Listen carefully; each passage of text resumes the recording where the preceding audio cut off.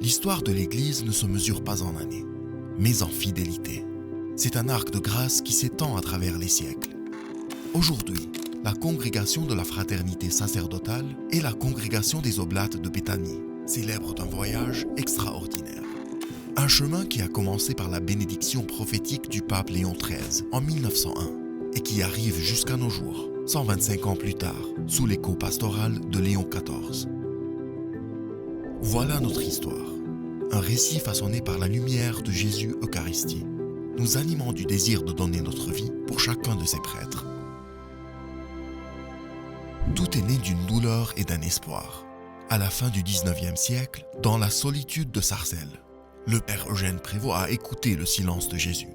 Il voyait que les pauvres, les malades et les enfants avaient quelqu'un pour s'occuper d'eux, mais le prêtre, lui, était seul.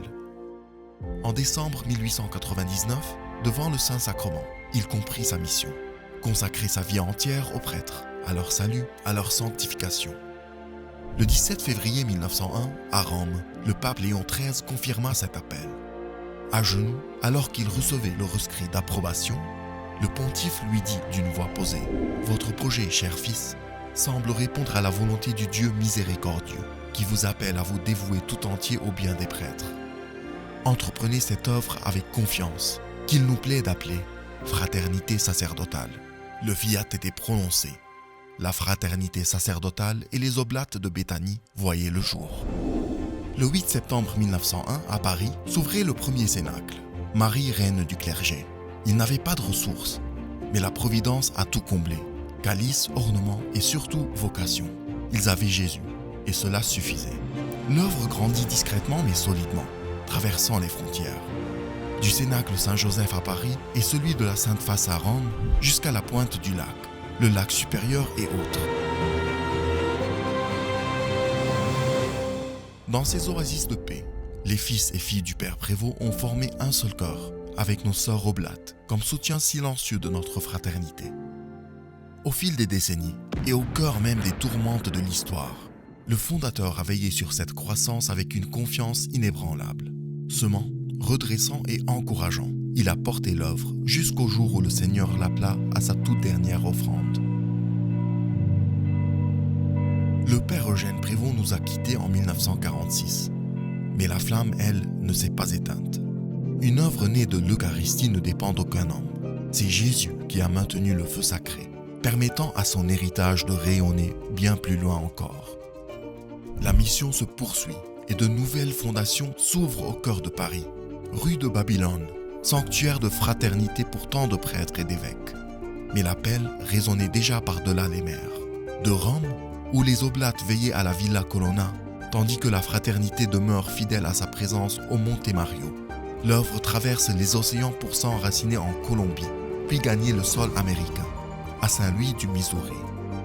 Là où s'ouvrait un cénacle pour accueillir le prêtre, naissait une Béthanie pour le porter par la prière. Pourtant, la croix est le passage obligé de toute œuvre de Dieu. Vers le milieu des années 60, une nuit obscure a enveloppé nos familles religieuses. Avec la perte de nombreuses maisons, nos foyers de charité, nous avons alors connu l'épreuve du dépouillement presque absolu. Ce fut une taille douloureuse, une purification nécessaire. Mais le charisme ne vit pas dans les bâtiments, il vit dans le cœur des frères et dans la vie des sœurs. Alors que l'hiver semblait s'installer, la vie germait de nouveau là où la fidélité restait debout. Du silence de Notre-Dame de la Paix au lac supérieur, jusqu'au cœur de Paris, rue de Babylone, la flamme refusait de s'éteindre. Ce feu du Père Prévost, purifié par l'épreuve, a trouvé un nouveau souffle en terre colombienne. À Bogota et à Cali, des cœurs ardents ont gardé la mission vivante, préparant ainsi le printemps d'une œuvre qui ne demande qu'à rayonner. Et là, dans la discrétion et la fidélité, Dieu continuait d'appeler. Des vocations naissaient, s'enracinaient et prenaient peu à peu la forme d'un don total au service de Jésus et de ses prêtres. Aujourd'hui, la fraternité sacerdotale, les Oblates de Béthanie sont vivantes. Notre cœur bat au rythme du cœur de Jésus, dans l'Eucharistie que nous célébrons et le Jésus que nous adorons. Partout où vit un fils du Père Eugène, nous continuons de remplir notre mission, accueillir le prêtre, l'écouter, lui offrir un espace de fraternité, car nous croyons que les prêtres sont le Christ sur terre. 125 ans plus tard, nous contemplons notre histoire et nous ne pouvons dire que merci Jésus, car c'est ton amour eucharistique qui nous soutient. Aujourd'hui, nous faisons halte pour tourner nos regards vers Jésus. Nous rendons grâce à sa sainteté Léon XIII d'avoir ouvert la voie par sa confiance en Jésus et en son œuvre, d'avoir su reconnaître et confirmer dans la mission du Père Eugène un dessein tout particulier du cœur de Jésus pour ses prêtres. C'est ton amour pour eux qui continue d'animer, aujourd'hui encore, ces œuvres de charité sacerdotale. Merci à chaque religieux qui, tout au long de ces années, a offert sa vie par amour pour Jésus et pour la sanctification des prêtres. Merci à chaque sœur oblate de Béthanie, qui a fait de son corps un refuge pour accueillir chaque prêtre et le servir à l'image du Christ.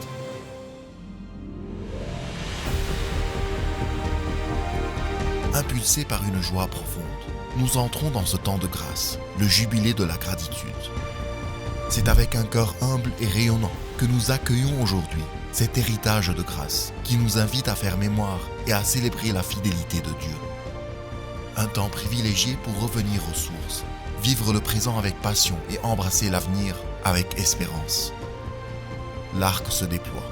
De Léon XIII à Léon XIV, notre mission demeure immuable. Aimer Jésus dans ses prêtres, jusqu'au bout des siècles.